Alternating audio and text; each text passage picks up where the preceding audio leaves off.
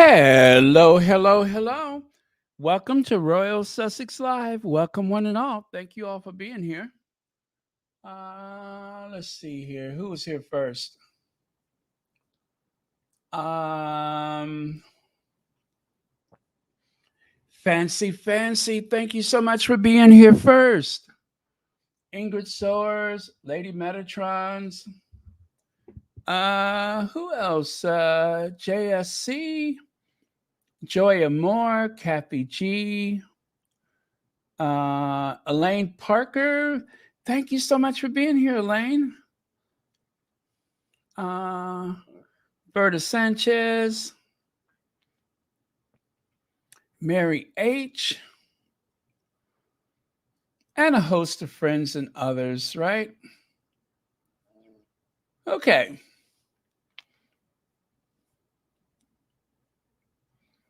Hey, Lydia Washington. All right. VS Speaks Royally. Okay. Adrian Burrow, Susie Q. Thank you so much. So Angela Bofield passed away today. I love Angela Bofield. Um, yeah, those were some songs that got me through some really tough times, right? Really tough times. Let me see. I tried to do the best I can for you, but it seems it's not enough. Yep, that was my jam there. That was my jam. It was actually June the 13th, age 70. Vallejo, California. Wow. Wow. Well, I had to listen to those today. Elaine Parker, thank you so much for the super sticker, and thank you so much for being here. Okay. Hello, Karen McDade. This is one of the few times to catch a live. Great to be here. I'm glad you're here. Okay. Thank you so much. All right. Hey, Susie's mom. Susie's mom. All right. Anyway, let's get on with it. So, the Troop in the Color. I don't know if you all noticed this or not, but the last few big events that family has held has been rained out, right? The Queen's Platinum Jubilee, rain. Charles' coronation, rain. The Queen's, when the Queen returned to Buckingham Palace, it rained that night, but it was clear for the funeral. Let's see, what else? I'm trying to think if there was some other event that Charles had that got rained out. Well, today it rained, and I mean, it cut up. It really, really cut up out there. Almost like a omen, or as we like to say, the ancestors, almost like the ancestors. I tell you, those ancestors, they are going to have their way, whether you're ready for it or not. That's my ancestors. Okay. Oh, let's see. Cynthia, thank you so much for the super sticker, a super chat. Hello, Baron moderators and squatties. All right. Thank you again for being here. Okay. All right. Let us. Oh, and by the way, there was a new ARO, American Riviera Orchard. And if you can tell from the photo, it looks like we have gone from strawberry to raspberry, which is really cool because I can barely taste the difference, but my favorite is raspberry. I usually go for the raspberry, but raspberry and strawberry, I never really can tell the difference. If you told me it was raspberry, I'd believe you. Their flavor note is very, very similar. So anyway, who knew when Megan took that photo where she was having fun with those raspberries, those big, juicy red raspberries, that one day that she would actually have a way to share her raspberry jam with the greater public. So, or I'm sorry, preserve.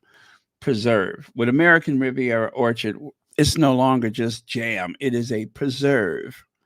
Okay. So, by the way, someone did not really care for. I guess Royal Sussex is not highbrow enough for some people. So let's just call this person E. I hope I successfully blocked their name. E, who is probably blocked from Royal Sussex at this point, says you should try a little less obvious friendly sarcasm. Is cloying. And I guess they didn't believe that once was enough, so they said it again. You should try a little less obvious friendly sarcasm. Is cloying. Now, I tried for the life of me to figure out what cloying means, and I can't find it. Cloying. Okay.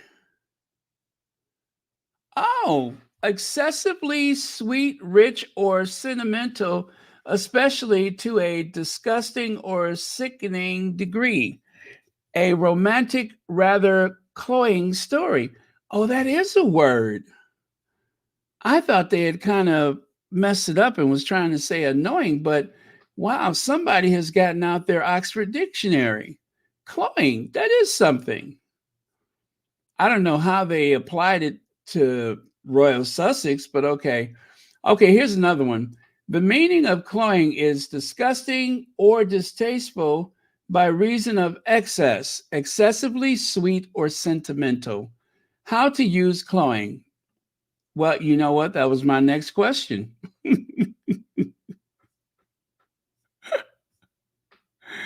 Anyway, somebody's got a bee in their bonnet. A cloying romantic comedy. Her coyness grows cloying after a while. I promise you that seems like a made up word. Where, I mean, what is the, well, they say it's an adverb. Uh, Cloying comes from the verb cloy, which had among its earliest uses the meaning, quote, of the Oxford Dictionary says to render useless by driving a spike or plug. Now look, I ain't into that. I ain't into that. That's William. I'm not fooling with anything like that, spikes or plugs. Okay? But anyway, let's see. By driving a spike or a plug into the touch hole, okay, I'm done.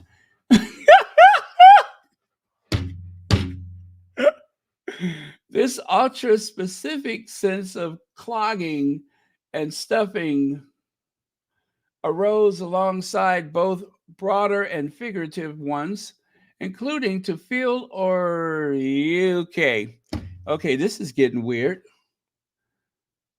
Um anyway, it's a metaphorical, especially both literal and metaphorical sweetness.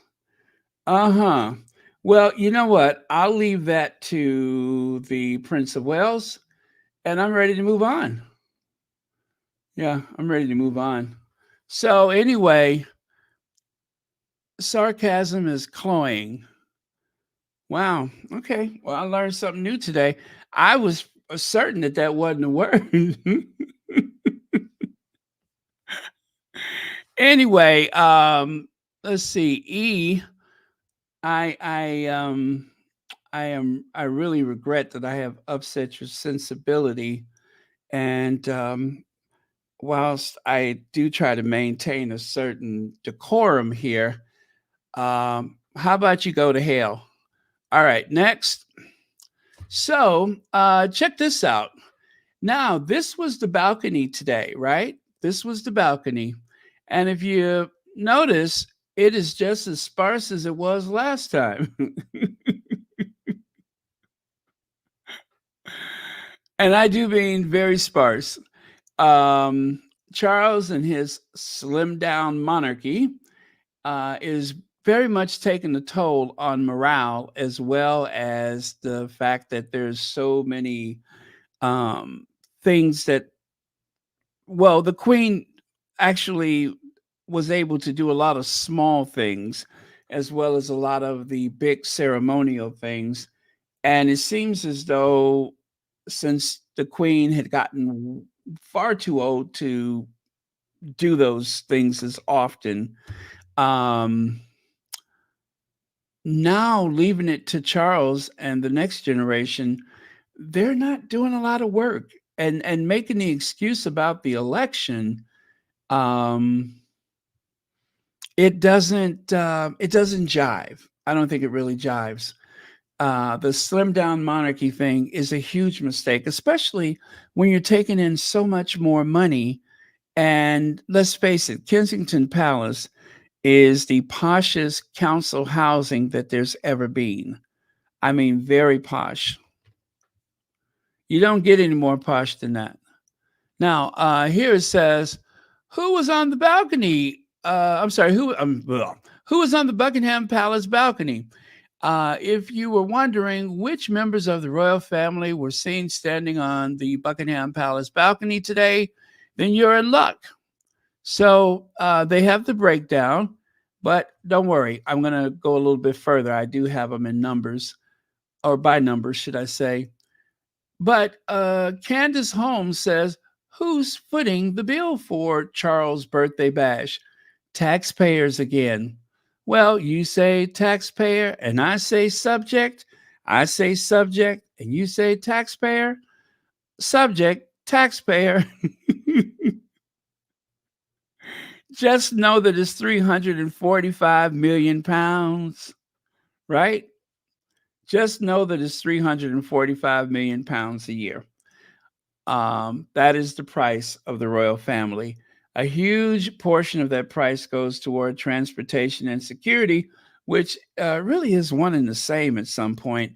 And they actually are able to conceal a great deal of the money that is spent maintaining pretty much William and his family, Charles and his family, uh, Edward and they family, and who else? The Gloucesters, right? And well, the Kents don't get out as much as they used to. So anyway, it's 345 million pounds, which is a lot of money. And are they really getting value for dollar? The uh, premise that they operate is that, well, they bring a lot of tourists in. That has been debunked several times. It doesn't change anything, not for tourism. London and Paris get about the same amount of tourists every year. However, France as a whole gets a heck of a lot more tourists. I don't even think that the UK is in the top five when it comes to international tourism. Spain, France, and Italy, they're definitely up there, but not the United Kingdom. I know it seems like it, but really it's not. It's not. London is where most people start and finish a trip to the United Kingdom. Although I will say that if you do that, you're making a huge mistake because there are some amazing places outside of Greater London um, that you're missing out on. So, like the RAF Museum, that was very cool. These events pay for themselves with the number of overseas tourists and foreign money they bring into the country. During June, the tourists are going to be there anyway. When I went to the Troop and the Color, I had no idea that there was even such a thing as a treatment of color, let alone was that my reason for going there. It was not. I was just there already, and I heard there was something going on in town. Now, I don't think that my contribution to the local economy moved the dial very much. Um, I don't. I don't think it made a difference. So the argument does not bear out. Cynthia says part of the what is that egotation? Um, must have been that Kate would share Charles' birthday. Everyone knows that Charles doesn't share the spotlight. Thank you so much, Cynthia. And one of the royal reporters or Royal Rhoda, they did say that they kind of doubt that Kate would show up because it might actually kind of overshadow Charles on his birthday. Well, she did show up, and of course, it did overshadow. Now, the tabloids tried their best to make it more, well, not more, but to bring Charles into it more, seeing that it is his birthday celebration, by saying things like Charles treated Kate as an equal, the special bond. But that, oh gosh, I could barf when I hear that. Because first and foremost, we all know that that's just made up. The Queen was not close to Kate, and Charles is not close to Kate, right? They are not very close. But for the sake of the monarchy, they will pretend otherwise, but they're not close. They certainly are not. I mean, let's think of how long it took William to even acknowledge that. Or has he ever publicly said anything about his father's illness, his alleged illness? I don't think so. And for that matter, aside from the odd comment here and there, he has not said a whole lot about his wife either. He briefed to the tabloids, allegedly, how he was struggling and how he's trying to keep a stiff upper lip and such. Remember that article, the one, I think it was People magazine, that was about William's struggle, right? Barely mentioned Kate, if at all. So thank you, Cynthia. So here we go. You ready? So first, that is Prince Richard, Duke of Gloucester. Uh, is it Brigitte or Burgette? I guess it's Brigitte. Brigitte. Duchess of Gloucester, followed by George, William, Louis, um, Charlotte, Kate, Charles, Godzilla. Um, oh God, I can't stand her. Sophie, and then Edwina, and of course Lady Louise Windsor and Afro Annie, um, Timothy Lawrence, Vice Admiral Timothy Lawrence, and the Duke of Kent. Now, there's someone missing. Where is Viscount Severin? Where is the son of Sophie and Edward? Where is he at? How come he's not there? Or was he not invited to come on the balcony? I thought that was kind of strange. But yeah, I kind of thought he should be there, but he's not. None of my business. But I would think that if his sister is there, um, that's right, Godzilla. Um, I would think if his sister's there that he should be there, but he's not. So, okay, that is none of my business, I can assure you. But I was just wondering why he is not there. Now, I don't know if we could see through that archway again where you could see the other people standing outside. I did not find a photo of that to share. But if I can find one, I'll share it with you tomorrow. So that's who made the cut of the balcony. But take a look here. During the time of Queen Elizabeth II, there were 44 people. 44 people up there. Yeah, this was, I believe, 2019, also known as the second and last time that Meghan came out on that balcony for Trooping the Color. Yeah, 2019. And there are 44 people there. Compare that to Charles and his bright idea. Um, what is it? Okay, how come that's not moving? Okay, this is kind of slow today. There we go. Compare that to Charles and his bright idea. There's almost three times as much.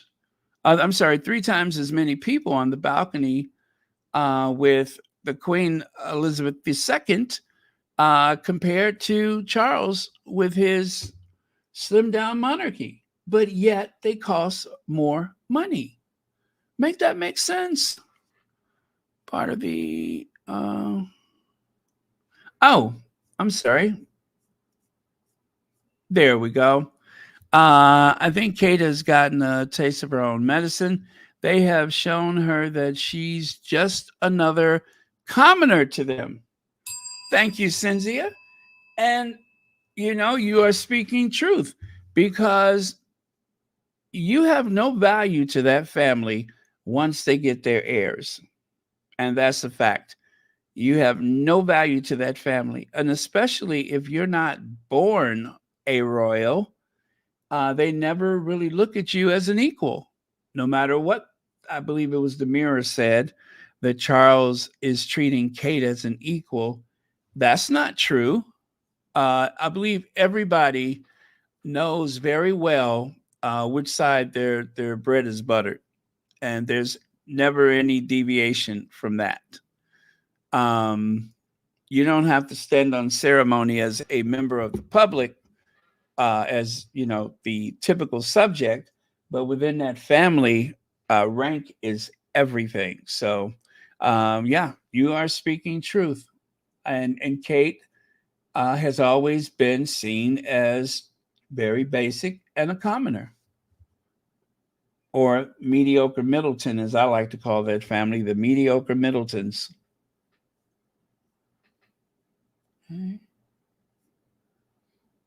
Okay, so let's get to the close-ups. Oh, okay, just this one more. So 2017, before Meghan, 2019, Meghan's last time on the balcony, and 2024, 15 people. 15 people. Wow. Oh, well. And it's not like I, stayed up late to watch or woke up early to watch, but I'm just really interested to see how things are going to further decline. I'm interested in watching the decline of the House of Windsor, how everything seems to just spiral and to wash down the drain, the downward spiral. Now, if you take a look here, one thing's for sure. I don't know if you noticed this before, but did you realize that William, who is preoccupied with the ethnicity of the help, actually brought the two Filipino nurses?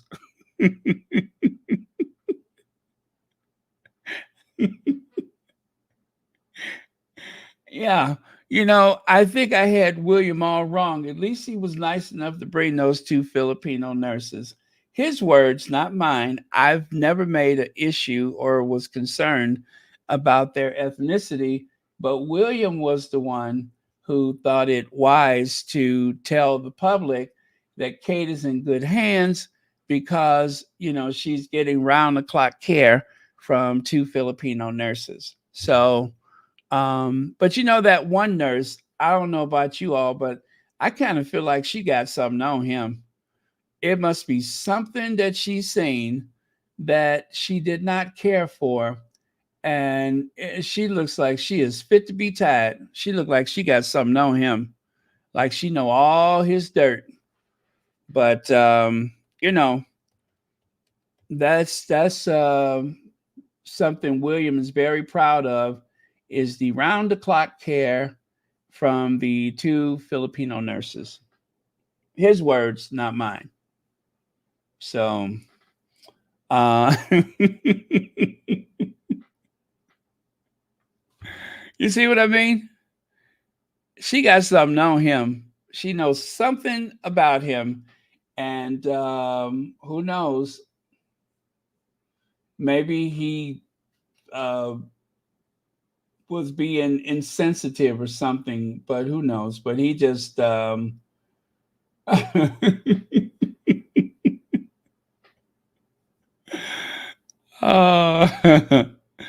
anyway, let's go on to the next slide.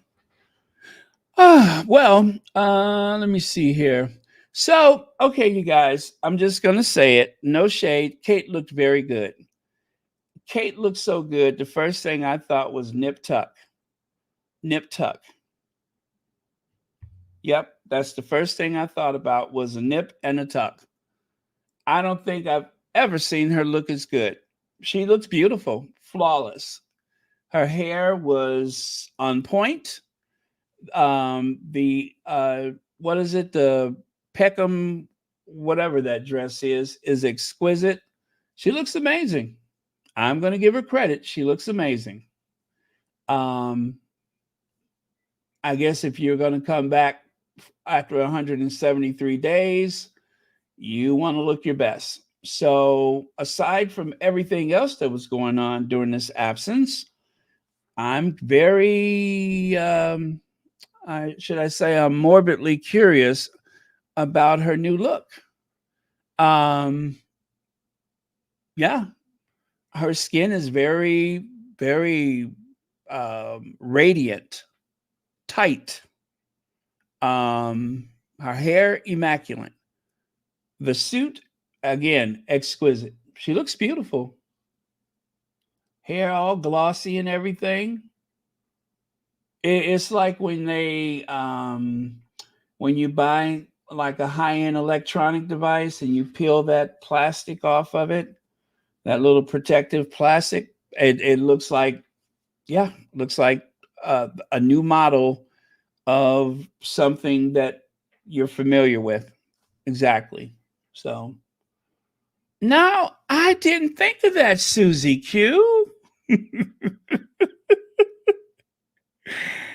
Oh, now you have brought a whole new dimension to this.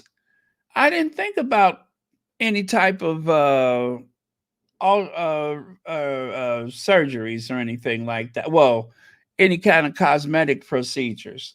I didn't think about that. Why are my fingers crossed like that? Ouch, that hurts. Anyway, I didn't even think anything like that. I mean, but it would be enough time for something to heal.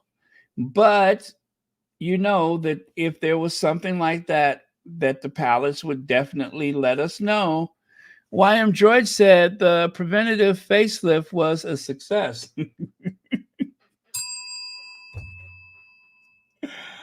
Yeah, yeah.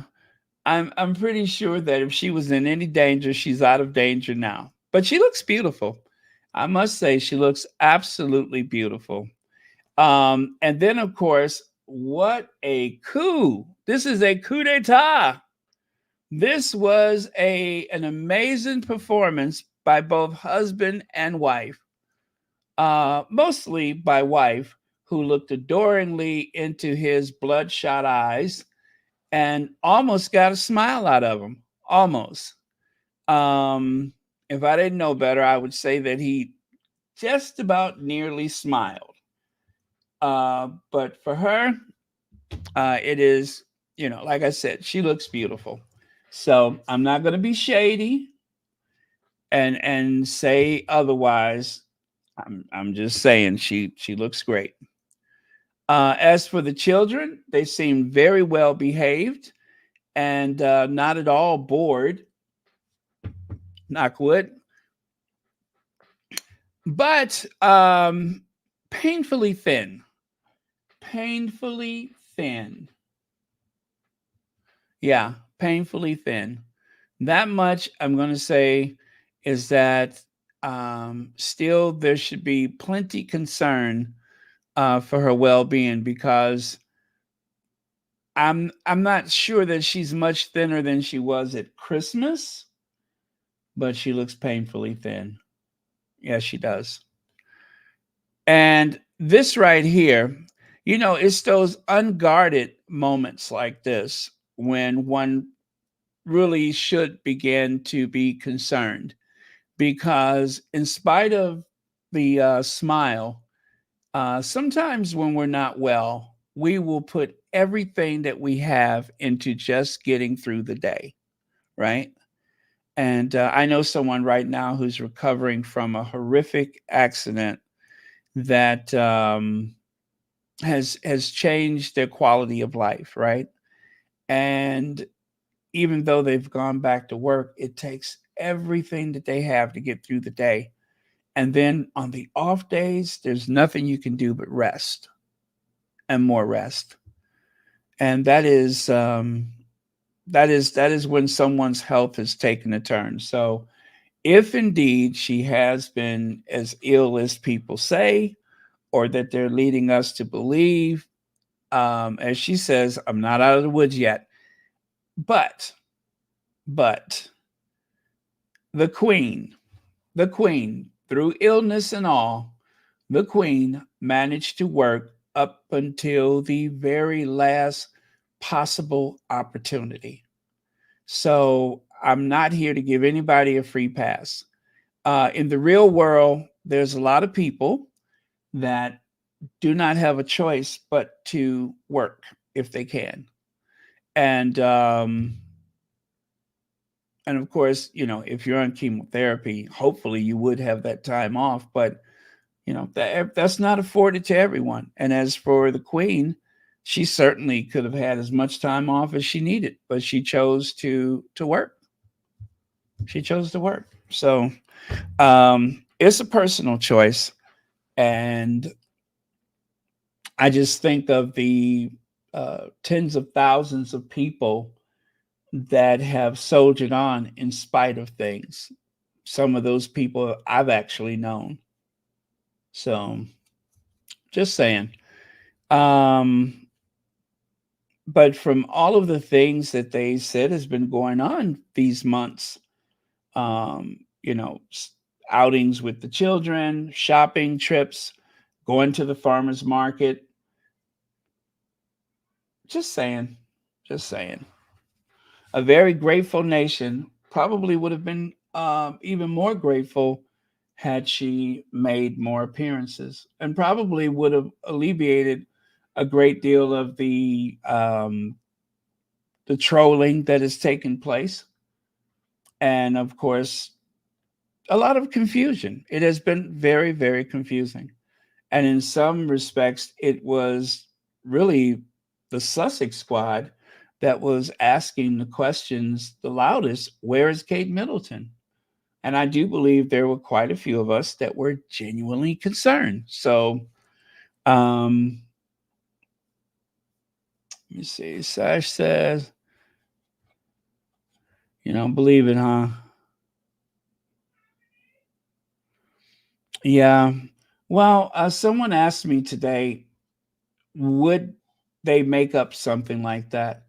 I said, well, they that family, people within that institution, made up this story about Meghan being a bully to protect themselves. And as Meghan say, they were willing to lie to protect themselves and wouldn't tell the truth to protect her. So is the royal family above lies? Certainly not. They have been rewriting the history of Princess Diana almost every day. Almost every day, there's some little something that rewrites the history of Diana. They have cast her in this they've created a characterization that does not sound consistent to the people that love her, who loved her, who love her. It's not consistent. So we do know that that family is not above lies if it serves them. Let's see, Yolanda. Let me see. Is it McKee's? Oh, that's a super sticker. Thank you so much for that. And thank you for watching Royal Sussex. Yeah, the body language. The body language. Hey, Church Nelly, did you just join us? Okay. Taking a look at a couple of your comments here. All right, let's go on. So, again, those unguarded moments, they say the eyes are the mirror to the soul. And assuming, that everyone has a soul, um, look, I'm trying, okay? Assuming everyone has a soul, I would say that something happened. Now, I was listening to another content creator who says that this has all of the hallmarks of a what do you call it? Um, of a divorce negotiation. Oh, TC, thank you so much for the Cash App, and thank you for being here today. Greatly appreciate it. But yeah, it does seem as though there has been some intense negotiation, as though I'm not going to make myself available at this time until, fill in the blank. Now, let's go back to 2023, not Christmas of 2023, but just 2023. We all know that there was a leak, a leak. People leaked from that institution that there was going to be a big announcement about a royal marriage falling apart. In other words, a divorce. So we can't say for certain if that would be the Welleses because they have never said that. All we know is that leading up to January the 17th, they had never been more far apart in the history of their marriage.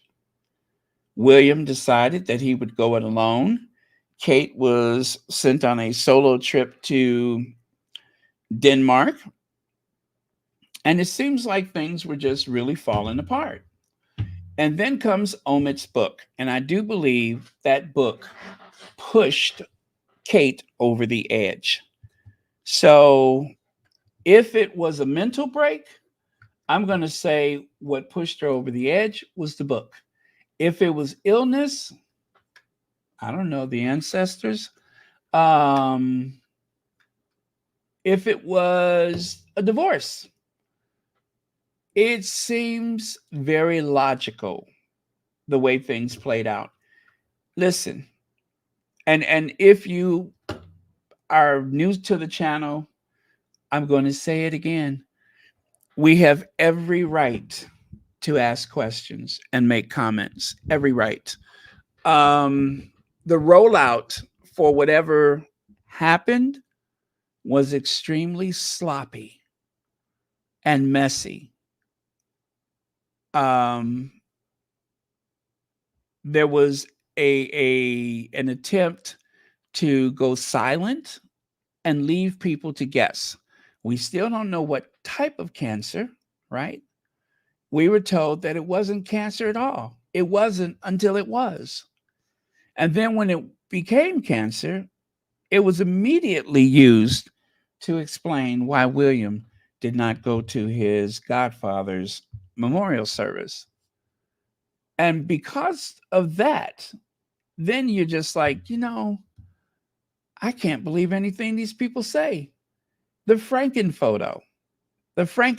photo, where they just took a whole bunch of body parts and stitched them together. That also caused a problem. So the fact that not everyone is on board, not everyone is on board, that is not of our making. That is not because we are just naturally skeptical people, but the rollout for whatever this is has been very bad. And it seems like a few times Buckingham Palace had to throw them a lifeline. Now, some people think the lifeline was when Charles said, I have an overgrown prostate. I'm going to need, oh God, Camilla, I'm going to need surgery. That seemed like the first lifeline.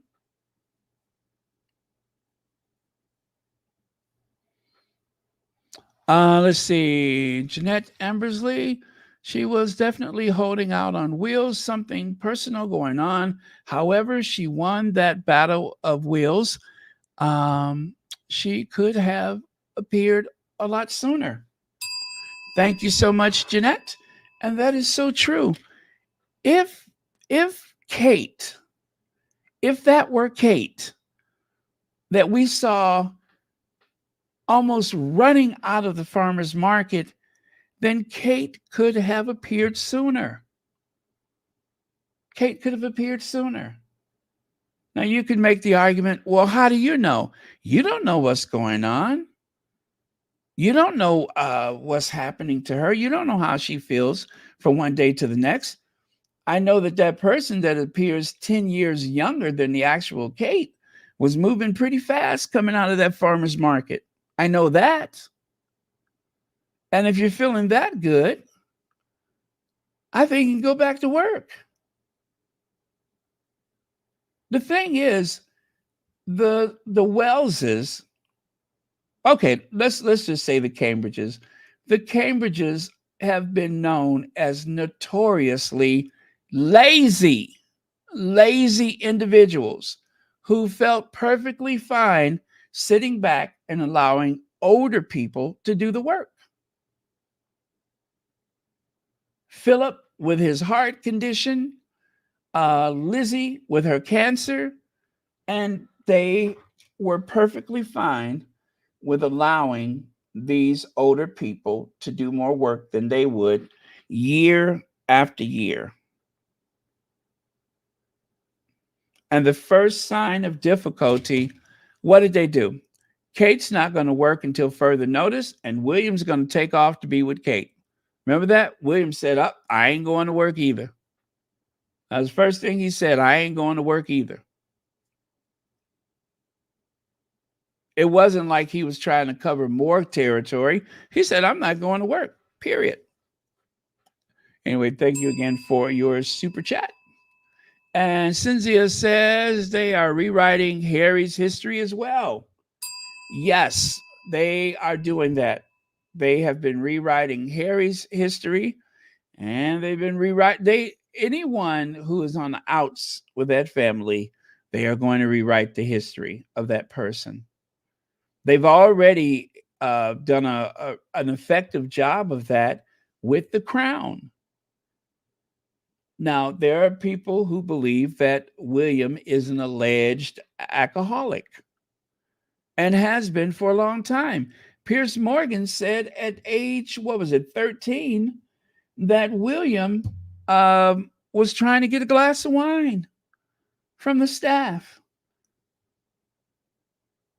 And somebody was letting him drink. And I don't believe it was Diana. I do not believe it was Diana.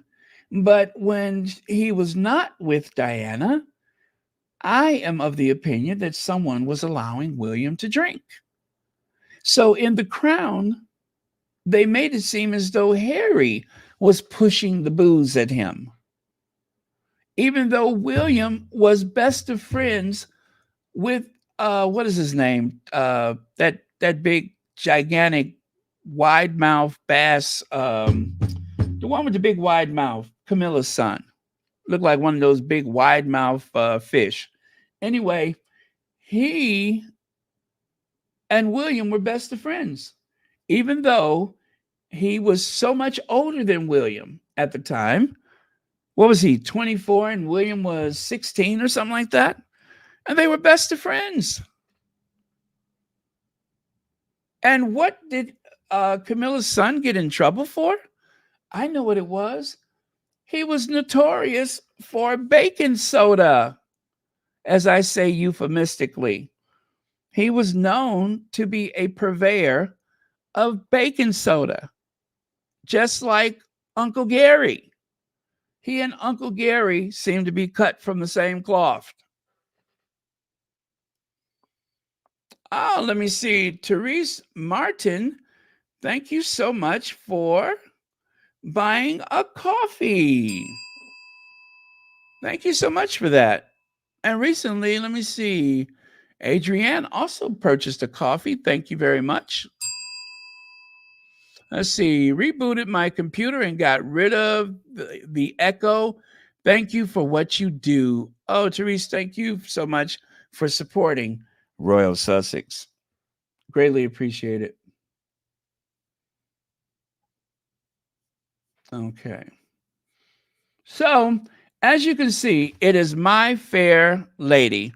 In other words, Duchess Doolittle is actually channeling Eliza Doolittle. That's right.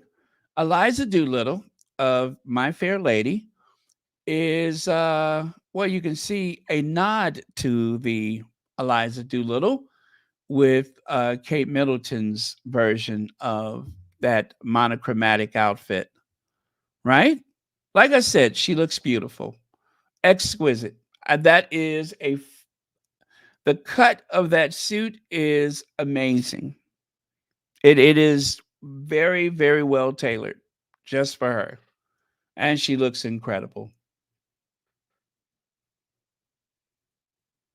Okay.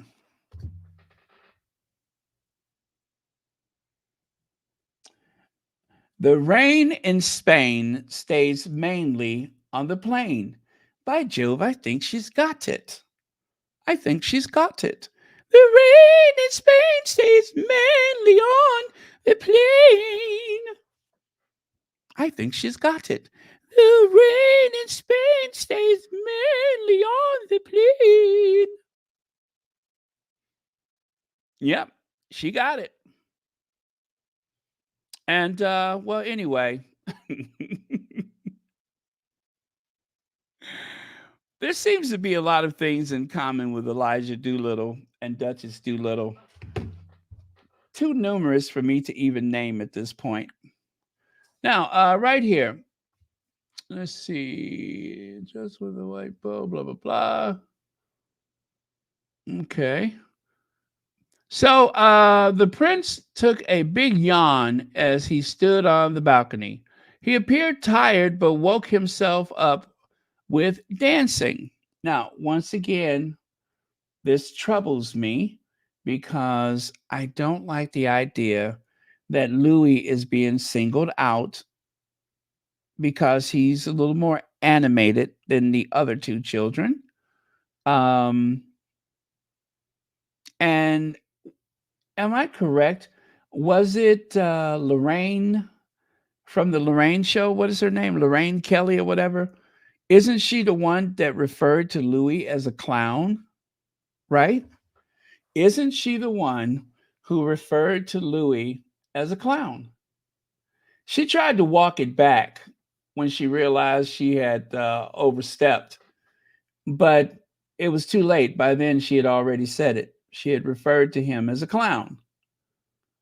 I don't like any of that. I really don't. Um,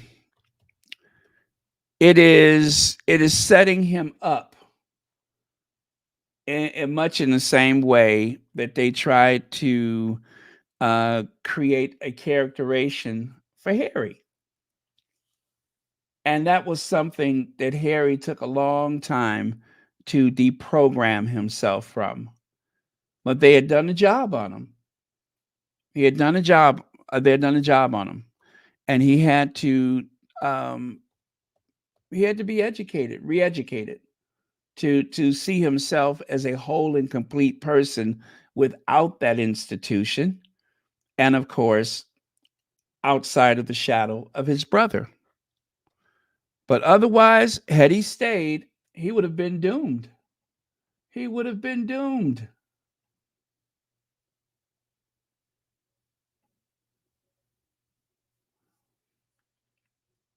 Let me see. I'm trying to see if I can find where she had said that. But I promise you, I do believe Lorraine Kelly had referred to Prince Louis as a clown. I couldn't believe it. I'm like, no, she didn't. But she did. Bet you I wouldn't be able to find it, though. They probably yanked that off the interweb.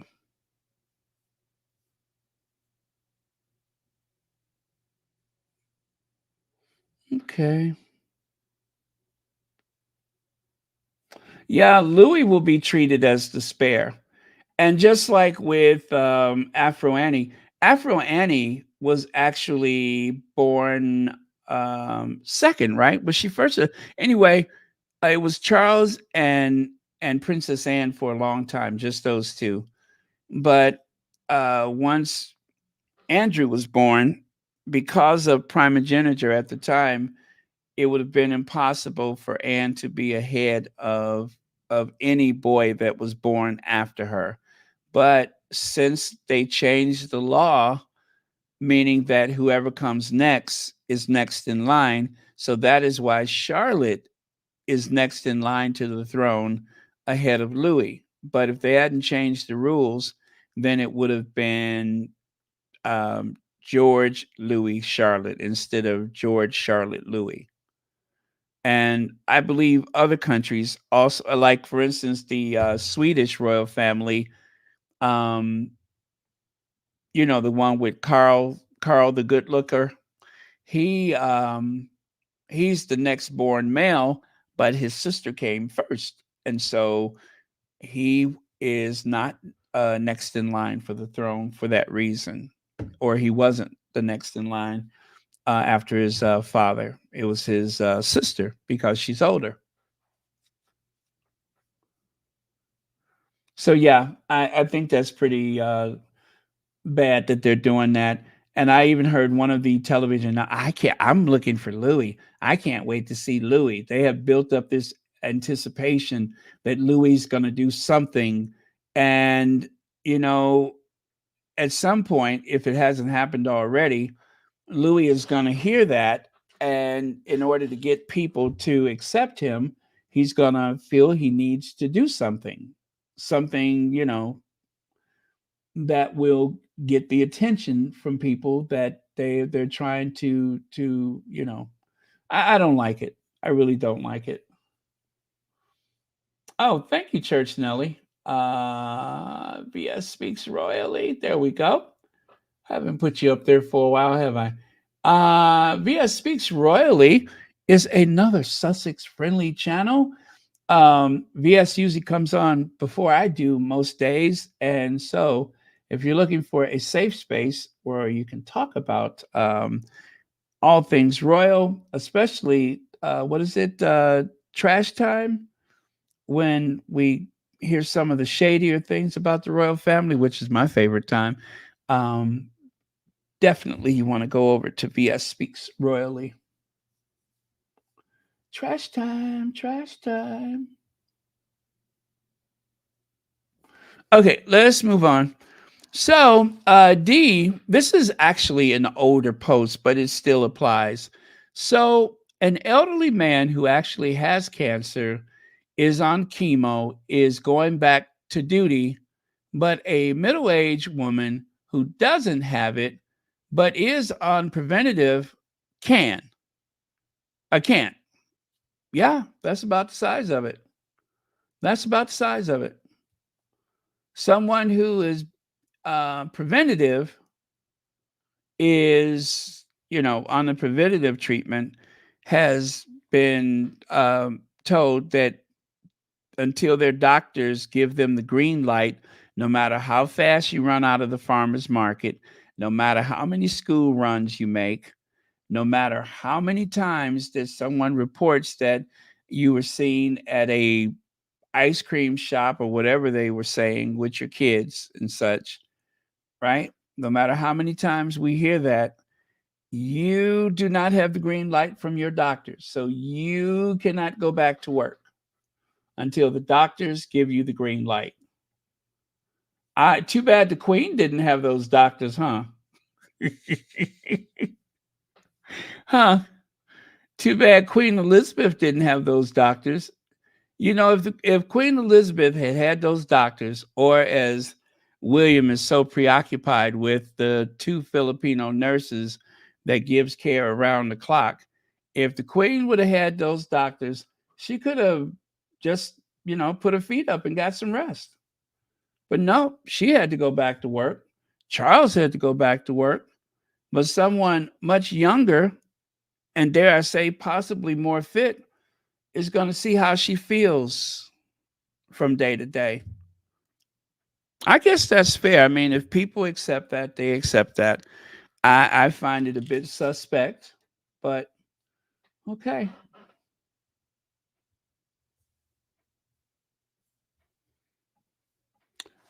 So, Lady Louisa, no Viscount Severin, and lots of rain. Lady Louisa was a trooper.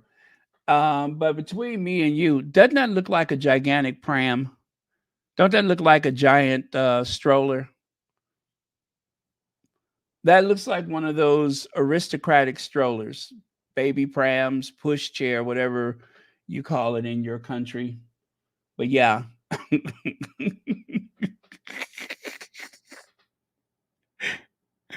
it's almost like you don't want to see the size of the kid that's under that canopy. But yeah, it looks like a huge pram. We rarely ever see those carriages with the tops up.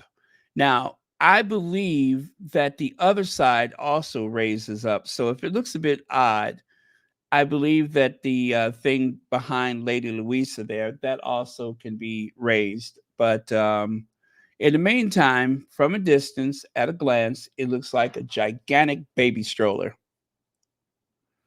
So there's that little nut job. His name is John Lawton. I've actually met him before. I said, "Hey," in my very Midwestern American voice. "Hey, aren't you the super fan?" "No, I'm a royal supporter." "Yes, I'm a royal supporter." "What?" "I'm a royal supporter." "Uh-huh.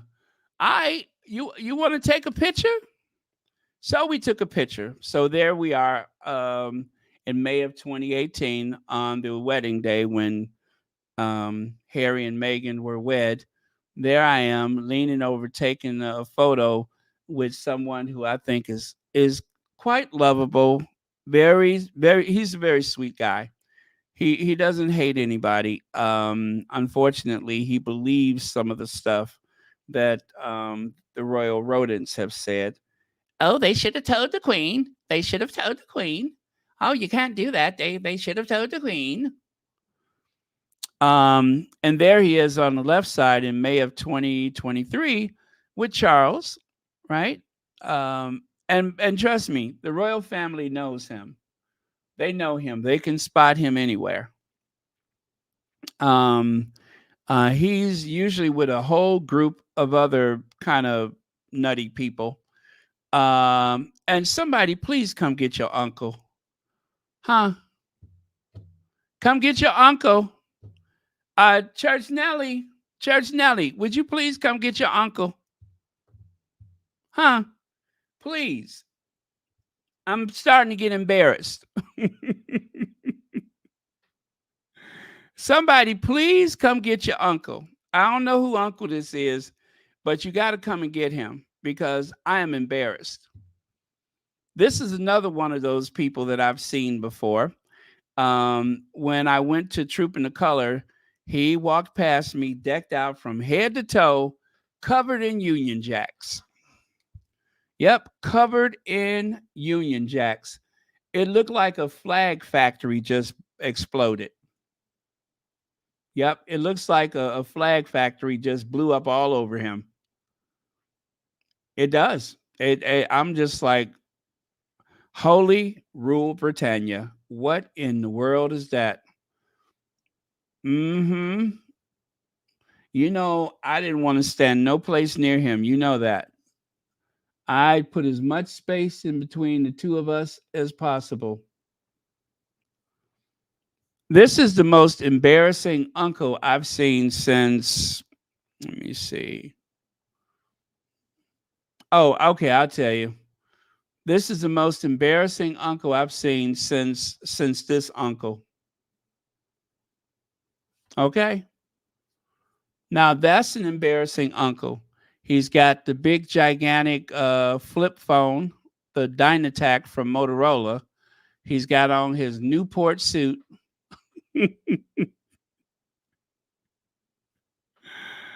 Oh.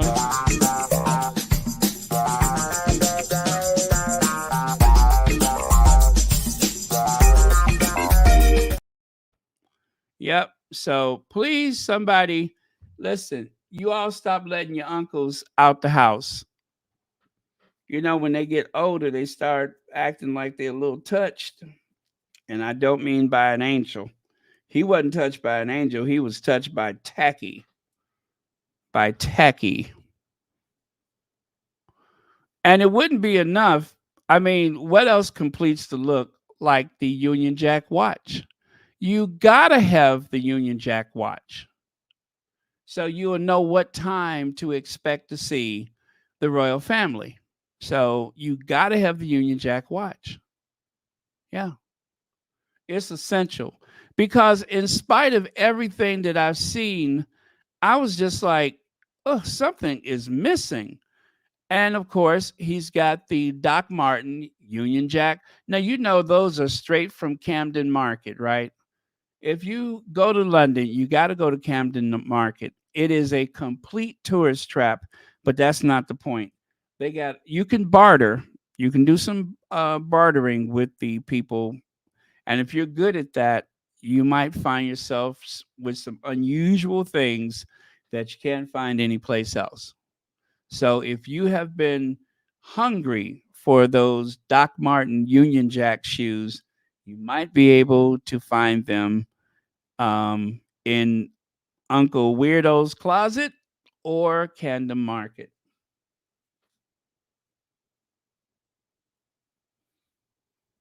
But come get your uncle. Now, a great backdrop to his day at the parade was the Republic people. Yes, not my king. Down with the crown. Not my king. Down with the crown. Not my king. Down with the crown. So, yeah, they were there and they were quite vocal. And yes, yes, they did it. They even booed Kitty. It's true. They did. Even Kitty wasn't safe from their loud and boisterous appearance. Let me see. I'll show you in just a second here.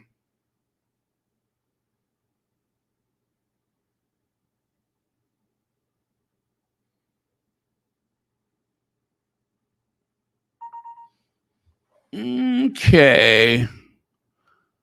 All right. Now I need to do that. Oh, there we go. So let me see.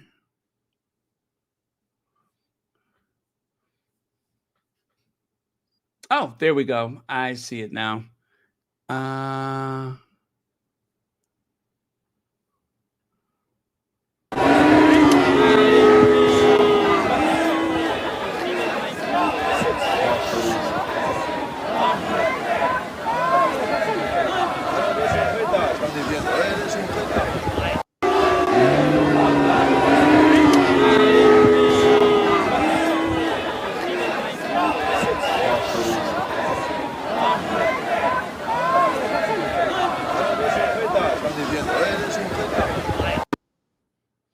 Yep. Um, so that was them, and they were very loud and very vocal. And with those big yellow and black signs and banners and such, kind of hard to miss them. It is very hard to miss them wherever they are. And just like the royal supporter, yes, I'm a royal supporter. Just like him, those people are the royal family is going to get to the point where they know all of them, or at least the people in leadership, and they'll find themselves face to face with them in near future because they are not giving up. They are still very determined to. Oh, Trina Hodges, did I say thank you? Thank you so much for the super sticker. Oh, and you're a member of Royal Sussex. I'm sorry. If I missed you, but thank you so much. All right. Now, abolish the monarchy. Take a look over here. Anti-royal protesters boo Princess of Wales' carriage at Troop in the Color. A small group of protesters could be heard booing Princess of Wales' carriage as they rode down the Buckingham Palace Mall in a carriage as part of ongoing Troop in the Color celebration. Anti-monarchist group Republic have publicly stated that they plan to protest the parade in the lead up, and signs reading "Not My King" have been spotted among those who have turned out to watch Troop in the Colors.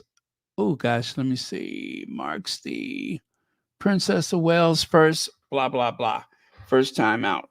First time working in the year 2024. Okay. So that really did happen. But you know what, y'all? There was not a very big crowd. There was not a very large crowd. You see the, what is that thing? The Victoria Monument? When I was there, that whole area there was crowded. Now, they only let friends of friends and friends of friends have that highly coveted spot beneath the statue. So, unless you're, somebody important, you're probably not over there. It doesn't ever get so crowded, but this is pretty sparse. I'm surprised at what I'm seeing there.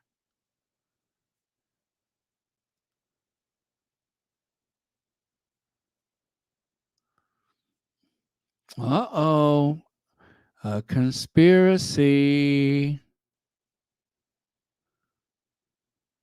Mm. Mm-hmm. Well, Violet, you may be right. You may be right because it is not my imagination. That lady down in Australia, right? The one who had the Princess MIA part one, two, three, and four. She had a video where she said that there was going to be an announcement in 2024 of a royal divorce. And I tried to find it so I could share it with you all, but I could not find it. But I, you know, I just want to say that it was not my imagination because I started doubting myself. I'm like, well, did they say that? But it was a very well known thing. And the reason why I am sure that it is true is because it is one of those things where the royal family will leak something that they're planning to do so that they can see what the public reaction is. They will gauge the public's reaction, and if there is no, outpour of like hostility or something to that effect, then they're likely going to probably follow through with it. They're probably going to follow through with it. So it it just seems like by Christmas the countdown to the new year is there, right? And maybe someone got desperate and did something to themselves, or worried themselves sick or something. I'm trying not to say what I'm trying to say. But otherwise, how else do you explain it? How else could you explain that?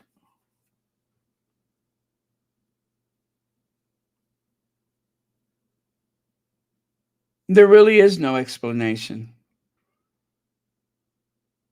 But what we do know is that leading up to Christmas, Kate was going from bad to worse.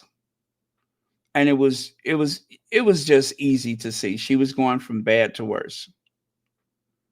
So whatever happened at Sandringham that caused that emergency motorcade headed toward the hospital, which interestingly enough, the press has not spoken about. They have not spoken about it. But whatever that was or was not, um, all of this has been very strange. All of this has been extremely strange. Okay.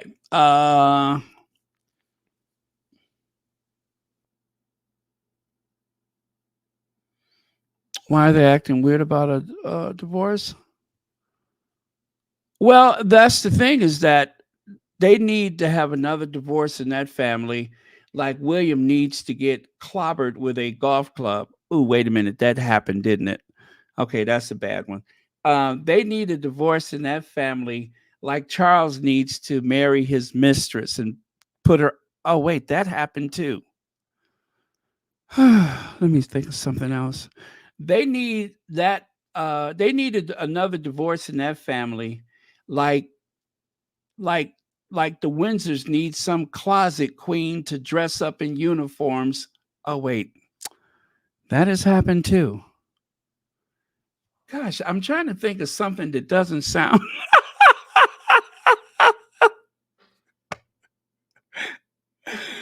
I'm trying to think of something that doesn't sound weird. Okay, let me try it one more time. They need another divorce in that family, like they need one of the royal motorcades to go plow down. Oh, wait a minute. They have plowed down a few pedestrians, haven't they? Okay, I'll think of something. I'll think of something that I'll use as a metaphor. Something that's not rooted in reality, or not rooted in the history of that family. So we don't want to go there. Um, okay, I got one. Um, they need another divorce in that family, like stolen or missing jewels. There. Now that's something that definitely has not happened. Um, so that's my metaphor. Is that uh,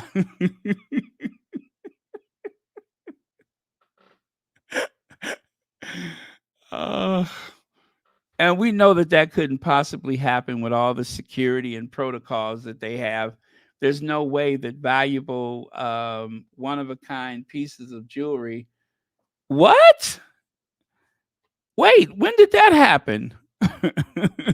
As I say, with a certain degree of skepticism, as well as phony irony. Really? That happened? Really?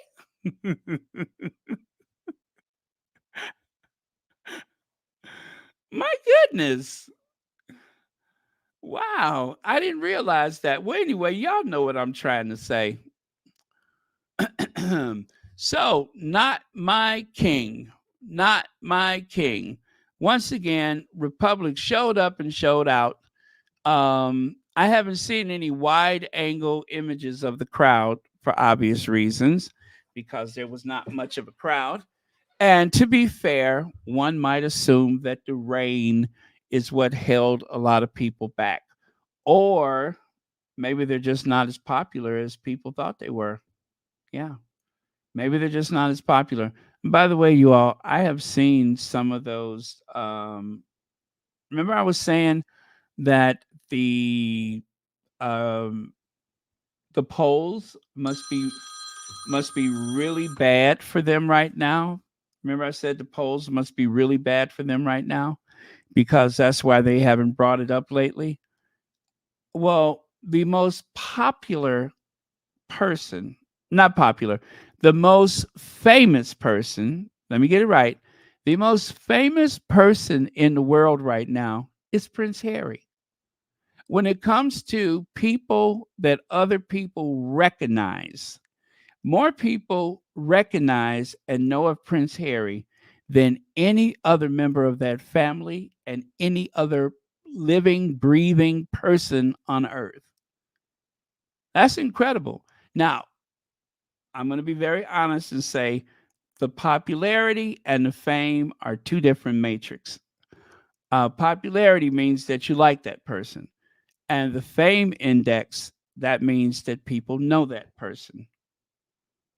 So they're not the same thing. But because of the hate campaign that has been waged against the Sussexes for the past several years, we understand why Harry has gone from the number one in terms of popularity down to like fourth or fifth place or wherever he is right now, because the tabloid media 24 hours a day, 7 days a week are streaming nothing but hate against two people.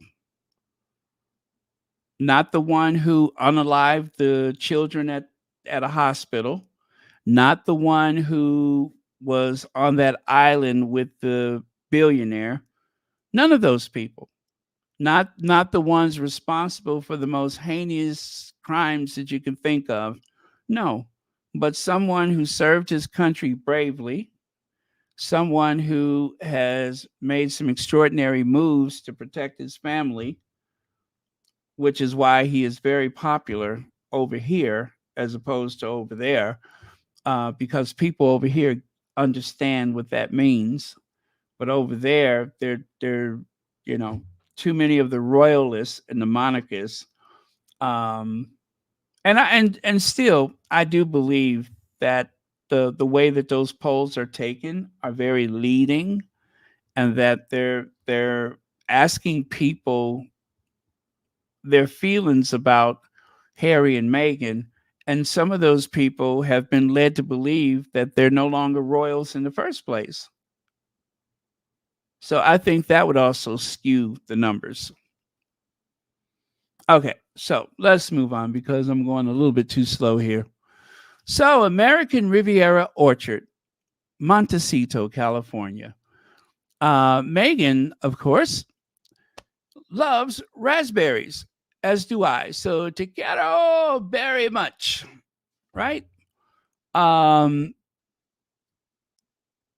there has been a new sighting, this one right here. That is number one of two. Wait, one of one? One of two. Is that one of two? Anyway, somebody was lucky enough to get their hands on that jar of the raspberry preserve. And as much as I love raspberry and strawberry preserves, as a matter of fact, Connie Balmer sent me one of my favorite brands, all the way from Switzerland, which I am ever so grateful for. As soon as I opened up the package, I was like, Connie Balmer. I couldn't believe it. But yes. And immediately I got some rustic bread, some delicious brie, and of course that very thick cut bacon, and made a sandwich. So yeah, that is it. So I can't see if that's two of two or one of two. I think it's, I don't know. But anyway, some lucky person has gotten the latest gift from Megan. And I mean, just look at those big, thick pieces floating around in there. You know it's got to be good. It has just got to be delicious, amazing. And I would, of course, keep the jar. I would keep the jar. And I would probably just rinse it out and wipe it out really good because I wouldn't want the label to come off. I would keep the jar and just, I don't know, use it to store my loose change or something. But I would have to keep that jar. And also, I do believe the lid of the jar is embossed with the symbol for ARO. And right there. So there are also dog biscuits. Eat your heart out, James Mediocre Middleton. Yes, eat your heart out, James Mediocre Middleton. Yes, the Duchess of Sussex has created the ARO dog biscuits, doggy treats. Yeah. So, you know what? Maybe she will somehow smooth out relations with her husband's stepmother, right? There might be a way to, you just got to give people what they want. But there may be a way to not only smooth things over with the evil stepmother, but also to ensure that she has nice, strong teeth and a nice, shiny coat, right? That's what you want. If your stepmother is anything like Camilla, you want some nice, strong, healthy teeth and a nice, shiny coat.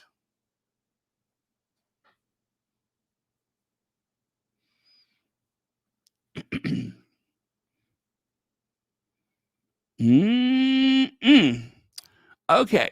And of course, the person who actually leaked that image of the ARO raspberry preserve is this guy right here. Do you all recognize him? With those strong, veiny arms and hands, that shiny wedding band, and those chiseled features. Anybody recognize him? I mean, look at there. Those chiseled features, strong, strapping. Yes, of course. That is none other than. Yes, that's it. Church Nelly's man. That's right. It is Nacho Fagares. And right there, you can see um, Delphina with Meghan there. And of course, oh gosh, what is her name? Robbins. I forget her name. But anyway, but yeah, so wait for it. It's coming. It's coming.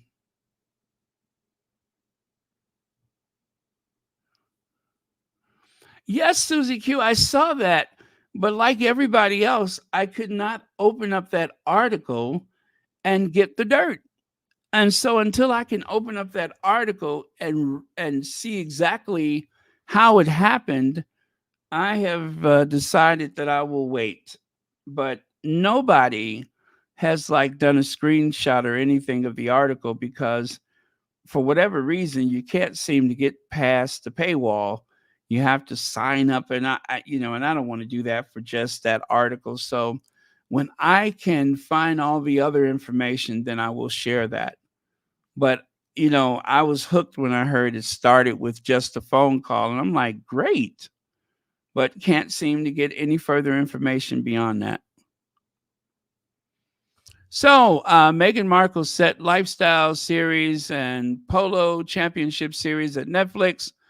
Meghan, Duchess of Sussex, has two new unscripted series.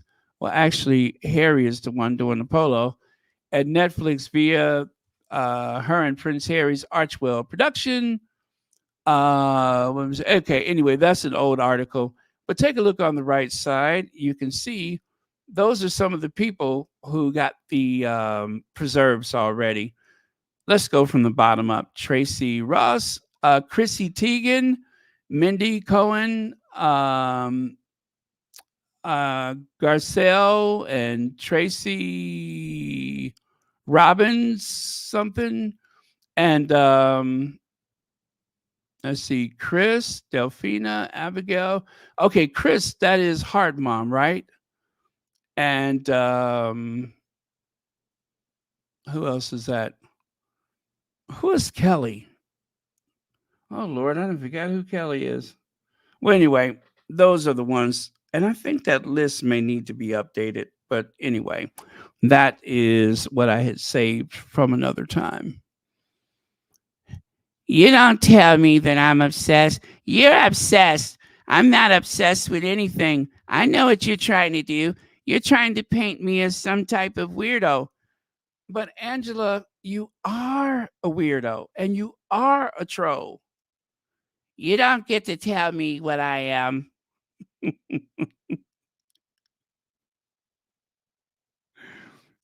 I always tell the truth. And of course, these are some images that were created by the Sussex Squad on Twitter.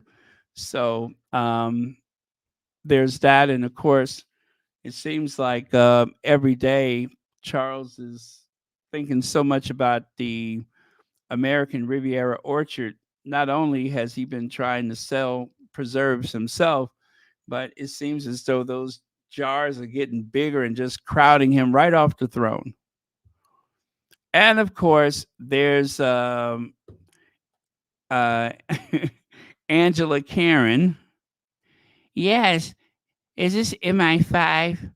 Yeah. Well, um, Megan is an actress, and she's an American actress, and she's selling preserves, and I just thought you needed to know that. Yep, there you go. This is a great way to substitute or to fill in those empty spaces on the balcony for Trooping the Color. You can just actually put some jars of preserves up there. I don't think most people in the public would know the difference, whether there's gigantic jars of a strawberry or raspberry preserves or the royal family. Who would know the difference? I wouldn't. I mean, one inanimate object, mute object, is just as, I guess, noticeable as the next. And of course, we got Nana's reaction to the new raspberry preserve. And Nana's reaction was, ugh, well, seems like Meghan has started a new Montecito preserve, this time raspberry. Ugh.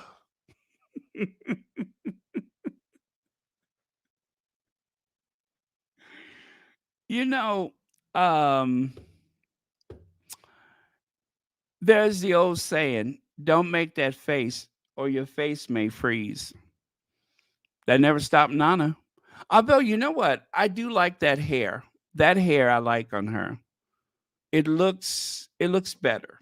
It's not great, but it looks better. Yeah, it looks better. And I'm still clocking wig line. She needs a lace front or something, but it looks better. Ugh, ugh. That's that weird sound she makes sometimes. Ugh, ugh, ugh.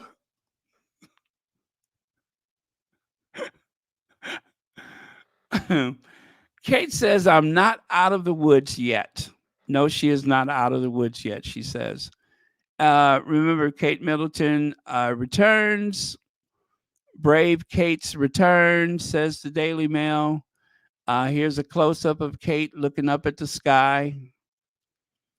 And of course, not out of the woods. And of course, she takes a photo where she's in some thicket amongst a very large, looks like a weeping willow. I guess that's deliberate, a weeping willow tree. But as you can see, the whole idea of standing in nature and being at one with the universe originated someplace else. Of course it did. Yes, taking photos outside like that, especially in a very casual pose, that seems to have originated with the Sussexes. And now, of course, everybody in the family is going to do it.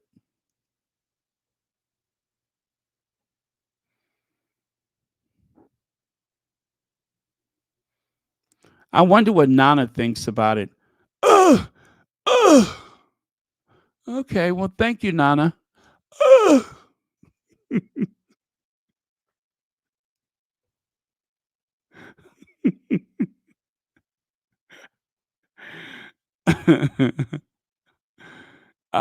And of course, this was the letter about her, outpouring of emotions and such. Blah blah blah. Parade, sorry, and what have you. So, Princess of Wales begins return to public life for Trooping the Color. But then again, oh yeah, that's where they said it looks like there's a lot of AI going on here. And these are those images from Christopher Boozy where he has taken the time because he was invited to do so. He was challenged by Dan Wooten. How long is it going to take before you decide? Blah, blah, blah, with his sinister sounding self. So he decided to oblige him and actually took some time to highlight a few things that appears inconsistent. And TMZ, they were very quick to report that Kate was coming back, right? Um, TMZ is usually the first off the blocks or very nearly the first when it comes to these things. They have a lot of credibility, I'll tell you that much. And of course, let us not forget that there was a notification placed on that photo from Getty. Yeah, they were quick to note that is a photo taken in 2024, but the photo has already gotten a Getty disclaimer. Trooping the Color will be the unreliable Kensington Palace. That is, William and Kate are back at it, and Getty won't have it. Here, here.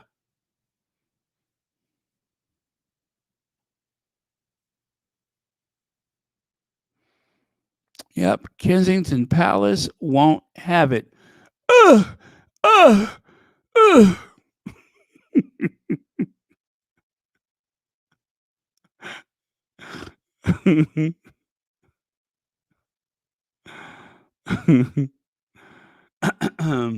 Let's see. Cynthia says, "Why did they play? Oh, why did they play somewhere over the rainbow during the ceremony? Was that a hint of some kind?"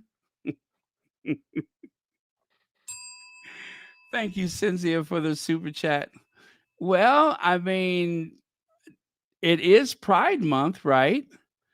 And there are certain members of the family that seem to enjoy the occasional pulled pork sandwich. That's about the only association I can make. So yeah, but otherwise I don't know.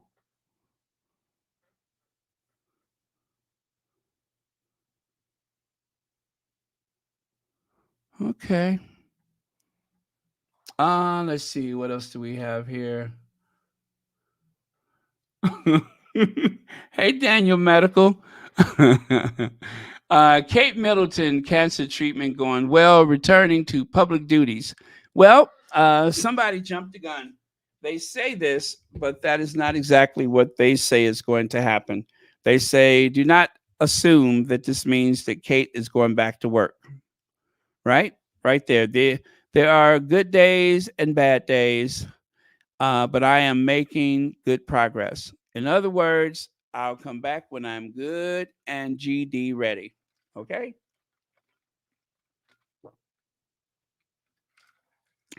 I'll come back when I'm ready. So there are a couple of things that I will say cause Kate to come out for Trooping the Color. One of those things was the Daily Beast saying that she would not appear for the rest of the year. Well, that may very well be the case now because that has been one full day of work for her, and now we may not see her for the rest of the year. But then there's also a school of thought that says Kate made an appearance today so that it will be easy to explain that she was having a good day and decided to go to Wimbledon because that's one of her favorite things is Wimbledon. And because she's the patron, she presents the trophy, she definitely wants to be there. That's one of the few things that is highly desirable to Kate Middleton is the Wimbledon. So she wants to be there. And it would be very awkward to stay hidden away for most of the year and then pop out when you're ready to and then disappear for the rest of the year. So far, we don't know if that's going to happen that way, but this was mandatory. She had to come out because people were doing too much talking. The chatter was getting out of hand. And it's the same as the Kate on the park bench uh, posed like one of those Renaissance paintings of Jesus from Italy or something like that. That happened because there was too much chatter, especially when you consider that a target audience for the royal family, the United States, people were openly mocking not only the institution, but Kate. And Kate cannot afford to be the laughing stock. William cannot afford to be laughed at. With Charles and Camilla, if you're not laughing at them, then people think something wrong with you. But William and Kate, they need to have as much respect as they could possibly muster. Otherwise, they are not going to do very well when it's time for William to be crowned and possibly Kate too. So, this was the image. As I said, it just kind of reminds me of one of those Renaissance paintings of Christ on the bench. Well, you know, in the portrait, well, same thing. And believe me, there's a lot of symbolism going on here. The whole outdoors on the bench, she says, with William by my side, and William is nowhere around when this video was conjured up. So,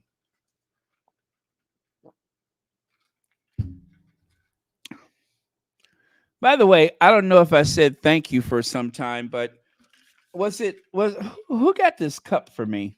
My 40-ounce thermal cup. I'm telling you, this is what I drink out of all day. I drink so much water because of this cup. Hey, Legs. Let me see. So, Charles and Camilla can be around people now. Inconsistent. Thank you so much for that, Legs. And thank you for watching Royal Sussex. Well, uh, Charles seems to be a ball of energy, right? For someone who was supposed to be in such bad shape, I don't think he's been this vibrant for quite some time. I remember when Camilla barely ever worked, and when Charles was down with whatever was going on with him, then all of a sudden Camilla just kind of took over. And Camilla has never really been known as someone who loved to work. She's never really worked that much, not as the Duchess of Cornwall. So it's almost like she's another person. And as for Charles, well, I mean, Charles has been known to be a workaholic. How so? I don't know. I guess billionaire workaholic, not real people workaholic. But still, he worked more than his son and his daughter in law. And yeah, it's very interesting how the people that were working the least are working even less, and the ones that should shouldn't work as much, although they do need to do something, are doing most of the work. Are doing most of the work. You know, you could always schedule yourself. If you don't feel good, you stay home. People will understand.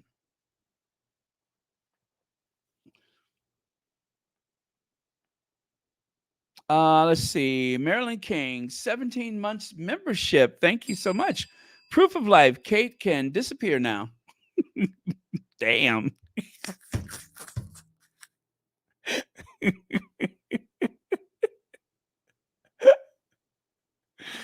well, well, damn.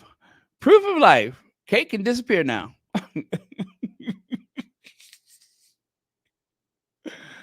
Woo! Lord.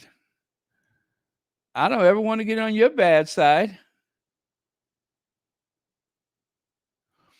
Hi, Reba Henderson. Hello, Baron, Mod Squad, Squatties. Listen, while unpacking groceries, Camilla has never worked except on Charles. Exactly. Yep, exactly. She has never been known as someone who worked as much. But I guess since Lizzie's gone, it must have awakened something in her. I don't know. I think Adolf Caesar said it best on Color Purple. Remember on Color Purple when he looked at Sophia, he say, "Dear God, the dead has arisen."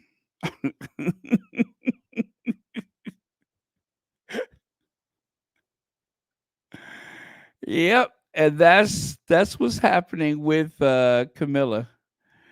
Dear God, the dead has arisen.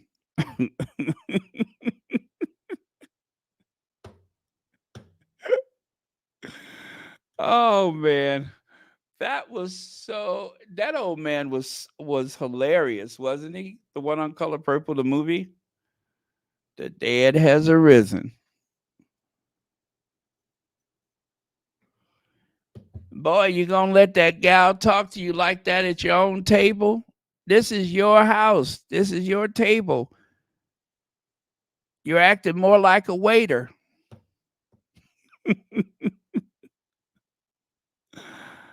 uh okay, so we can skip through that. Skip through that. Let's see. Prince William reportedly meets with MI6 ahead of major royal event. What could possibly go wrong? What could possibly go wrong? Well, the only thing I could think of is that okay, okay. You know what I think it is? I think that they keep finding people that have I don't know information about pulled pork sandwiches, right? Maybe somebody has some information about those pulled pork sandwiches and they're trying to figure out how they can you know, negotiate with those people or something. Yeah, maybe they have like a big envelope with photos and or maybe they play a video on their computers for him saying, "Listen, sir, you might want to be more careful with those trips to Poland and those pulled pork sandwiches. One might just want to be a little more careful. You got me?" Reba Henderson, Kitty is back. Okay, waiting for my American Riviera orchard. That dead has not arisen, but still dead, and and a relic.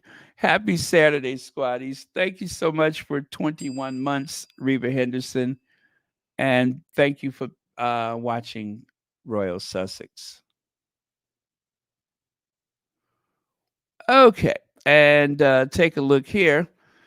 On his Granny's Secret Service, Prince William interns at MI5, MI6, and GCHQ. What is that, GCHQ? Anyway,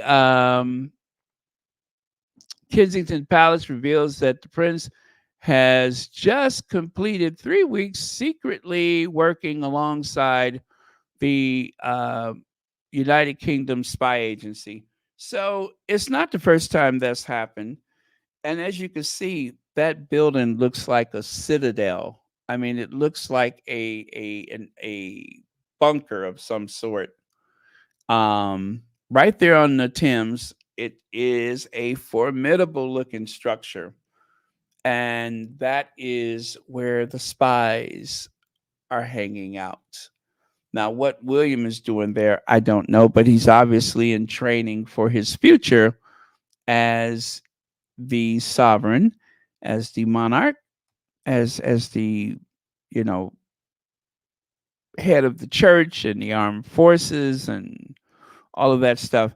But on a more serious note, they probably realized that when William said that we're not used to war in Europe, we expect to see that in Africa and Asia.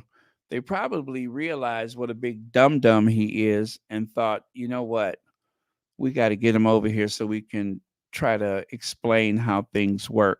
So that's what it is. It's not because he's over there, because he's going to be king. It's because he doesn't know anything about the world or about life in general, and he's going to be king. So that's why they have him there, is because they realize that he is not that bright. So best to get him over there and try to teach him now than later, because if you don't do it now when he becomes king, he's not going to do it at all.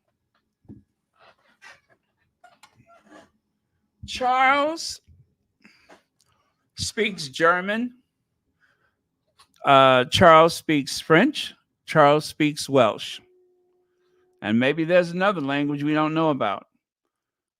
Even the Queen was fluent in French. Philip, I know, could speak French as well as German. William, the future king, the future king. No Espanol? No, sprechen Sie Deutsch? Nope. Welsh? Never. And yet, he is going to be what is it? A global statesman? He's going to be a global statesman. And even though he's had 42 years to prepare him for this role, he couldn't even order from Taco Bell without offending people.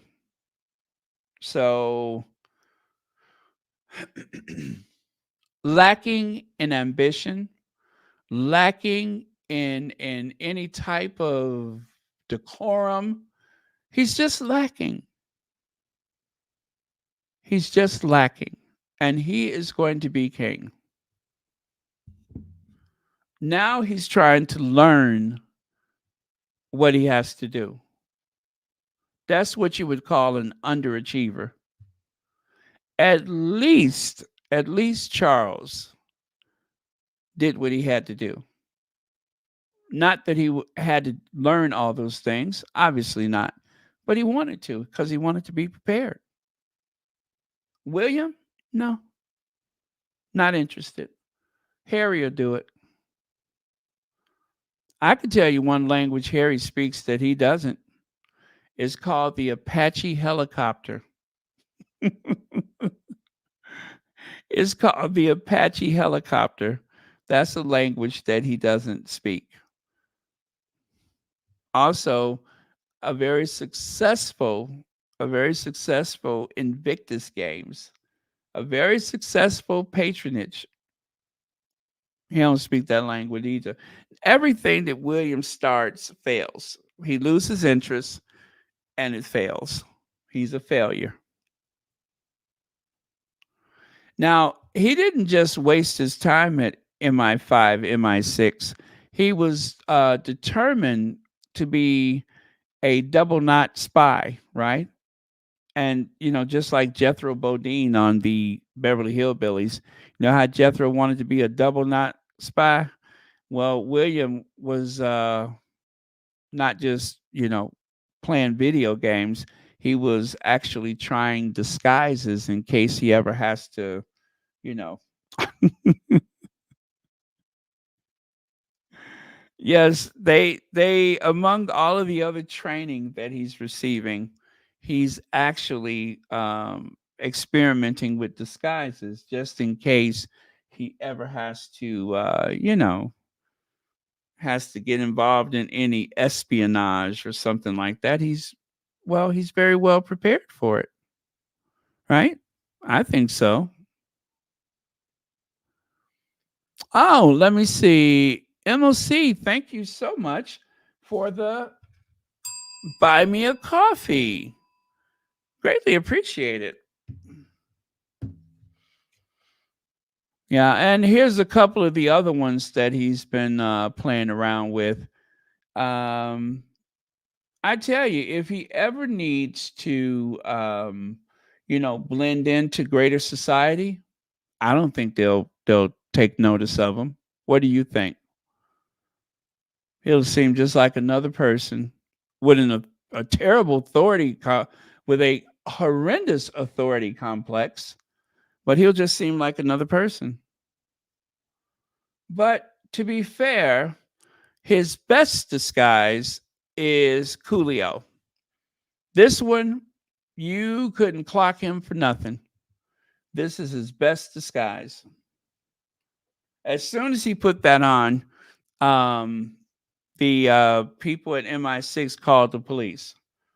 And to be fair, that's what most of them do when they see somebody black and they don't like, you know what I'm saying? That's not unusual. Take it from me, an African American. I don't know how many times I've just gone to get a loaf of bread, and next thing you know,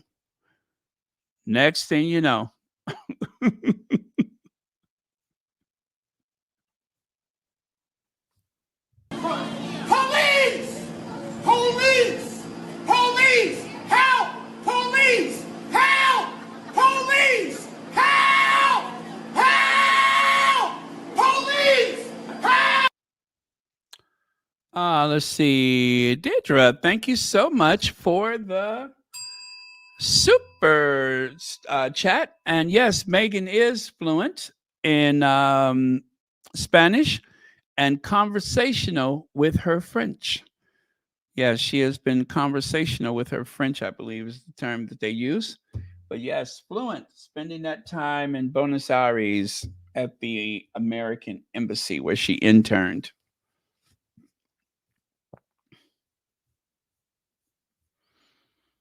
Okay. And of course, in a pinch, if he ever decides that he wants to be some hipster from Venice, California, riding a skateboard, or if he wants to pretend to be a Korean dictator, he has disguises all set aside for that.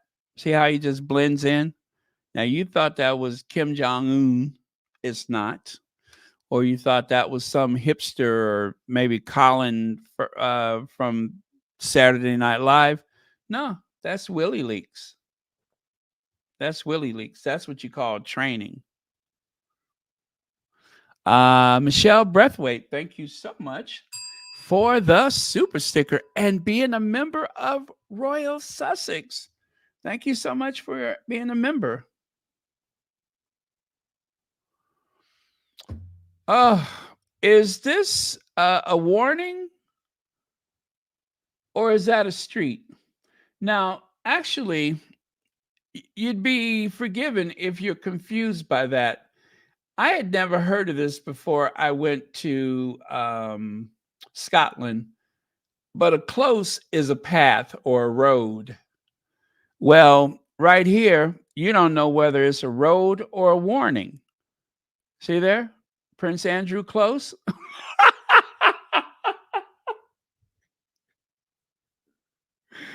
You don't know if that is a road or a warning. I still don't know. Yeah, I still don't know.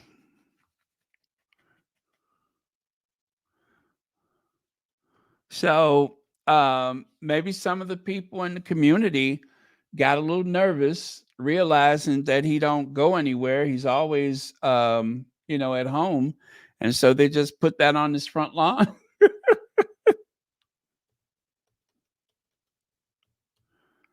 Yeah. Yeah. That's, you couldn't make that up. Right here it says a close is an entrance to a house, usually just off the street. Um, I think it's also, let me see, uh, why are roads called a close? Brow is a street on top of a hill or ridge. Chase is usually used for small residential streets in an alley or street built on hunting land. Close is used for any dead end street or no through road. Court is used for a street that forms a square or rectangle, similar to the use of square. Okay. So, in other words, if you're being chased by a member of the royal family and they get too close,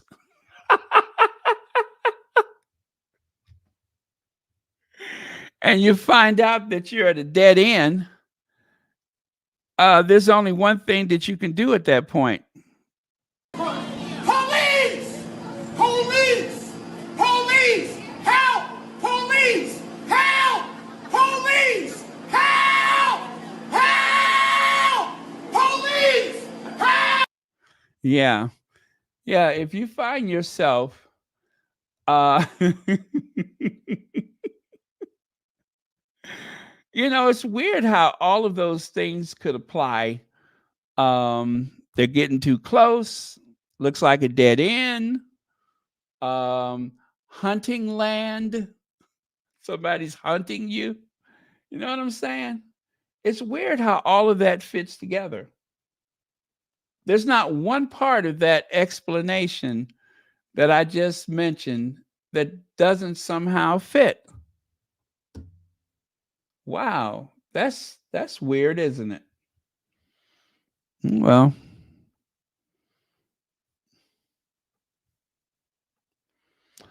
okay, there you go, Church Nelly. There you go. Huh? Huh? Did I do good? Did I do good? Yes. Yes. Did I do good? Wait, wait, wait, wait. Check it out. Huh? Huh? Huh? Did I do good? Yes, that is Nacho, the one who kind of trolled the royal family by releasing the preserve at the most opportune moment. Now everybody's talking about it. Yep. Thank you very much, Nacho. And with that, you all, let me see. I am done. Yes, I am done. Okay, exactly 2 hours. Thank you all very much. It has been a pleasure as per usual. I will see you all tomorrow. Um, yeah, he looks good there, doesn't he? He looks really good. These are like some of the best. Not that he ever takes a bad picture, but these are like some of the best pictures. Yeah, he doesn't even have to try hard. Everything looks good on him. Yep, everything looks amazing. Wow, I really love this one though. One of the squatties had posted this. Actually, I think it was this one, but I went and found that one. Didn't want to miss the shoes, right? But now you can see why Ralph Lauren selected Nacho as the international face of their fashion and otherwise, because he's just something about him that just encapsulates and sets the mood that a lot of people think of when they hear Ralph Lauren or see some of those designs. And that might very well be one of those Ralph. I don't know if you guys know this, but Ralph Lauren has an amazing car collection. He even has the highly coveted, I think it's called, oh gosh, I forget the name of that car, but it was inspired by one of the old aircraft from the 1920s. And he has one of those amongst other cars. So he has a vintage Rolls Royce uh, racing car. Yeah, I've seen his car collection in a magazine. It's beautiful. He has just the right ones. Okay. Anyway, thank you so much to the Mod Squad for keeping us extremely safe from all the trolls and negativity. And also, thank you everyone for your very thoughtful and generous contributions. Um, Also, thank you, Dorothy Ross. I did receive a gift from you today. Thank you so much. Um, who else? All right, I think that's it. So I am going to forego the long goodbye and go straight to the Ginger Avenger. And again, love you. I will see you all tomorrow. It has been a pleasure. And yeah, we'll see. And yeah, I was only on once yesterday. I know some of you all may have been looking to see if I came on again later in the day, but I did not. Okay, we're good. Sorry, I couldn't get to more of your comments.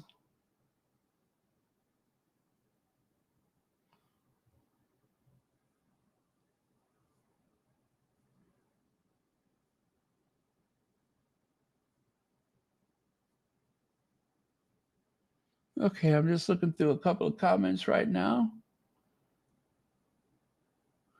Oh, you would see his photo and you didn't know who he was? Oh, thank you, Kim Peaches.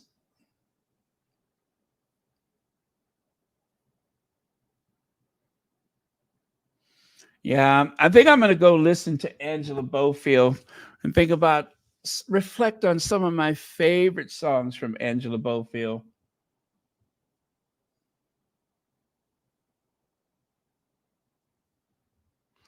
Well, just wait, Adrian, because at some point there won't be much rolling because you know they're going to stack Camilla right on top of her. Ugh. Could you imagine?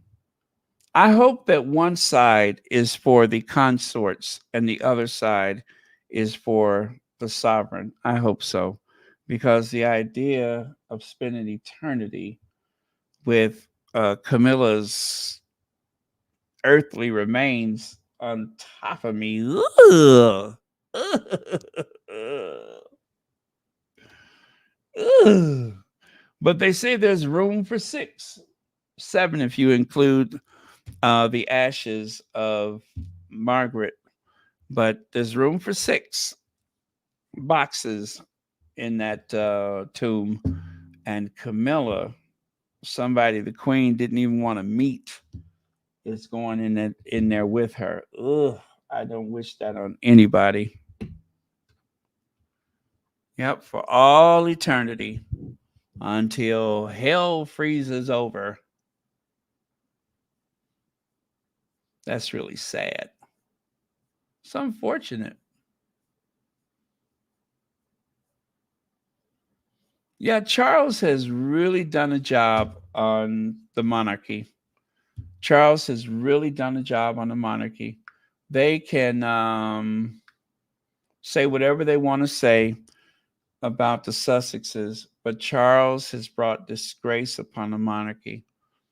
And they conveniently forget that because they're constantly talking about Harry and Meghan. But having an adulterous affair and bringing your concubine and putting her on a throne and you're the head of the church is nothing short of disgusting.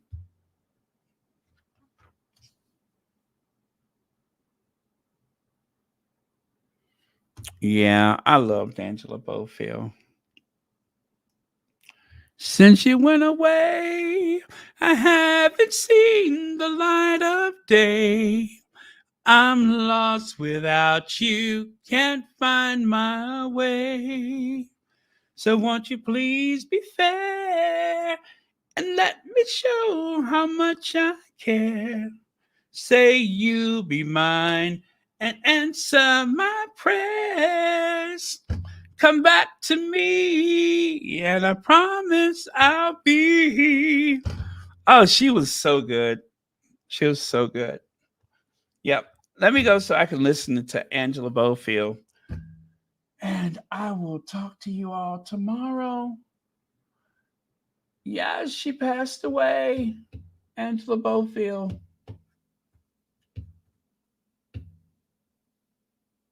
She has such a beautiful voice.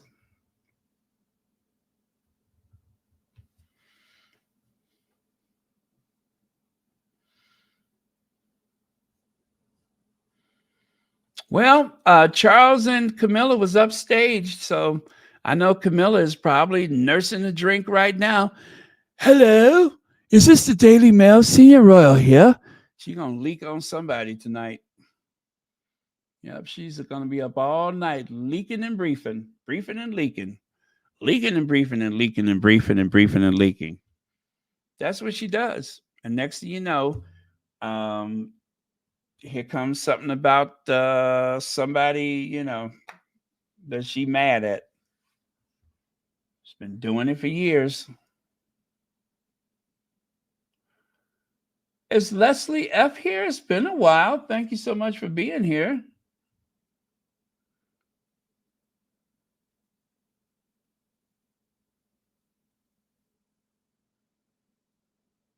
Well, I don't know if you heard this. Okay, this is the last thing I'm gonna say, but it's kind of spooky. Someone was saying, I think it was on TikTok, that all of a sudden you have this gross painting with all of this red paint and no Kate Middleton. Exactly what have they painted that portrait with? What was the source of the pigments used to create that unusual tone and texture? And I was like, oh my God, I didn't think about that. Ugh. Yeah. Did you go out and buy paint or is that from a donor? You know what I'm saying? Did you go buy that paint or was it donated? Did you find a donor? That's what I'm asking. So, anyway, y'all, I'm glad that Kate made an appearance for the sake of her children. Um, for the people that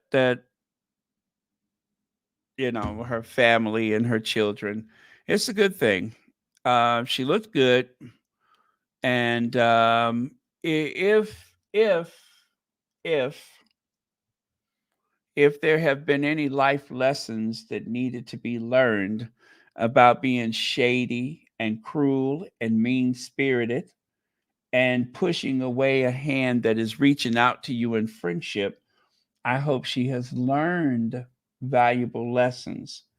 But if she has not, I repeat, if she has not gotten anything out of this situation, even if it's divorce, whatever it is, there's a lot that's going wrong for that person.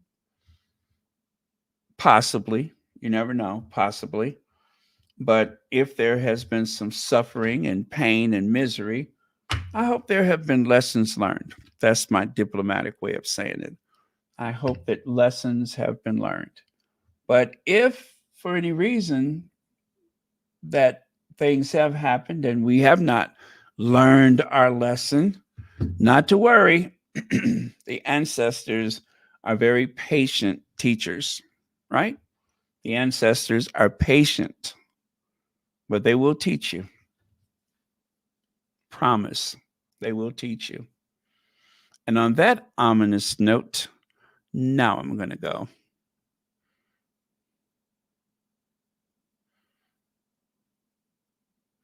You knew that I needed to make you mine, and it was just a matter of time. Okay. Gotta go listen to Angela Bofield. Okay, good night. Love you guys. See you next time.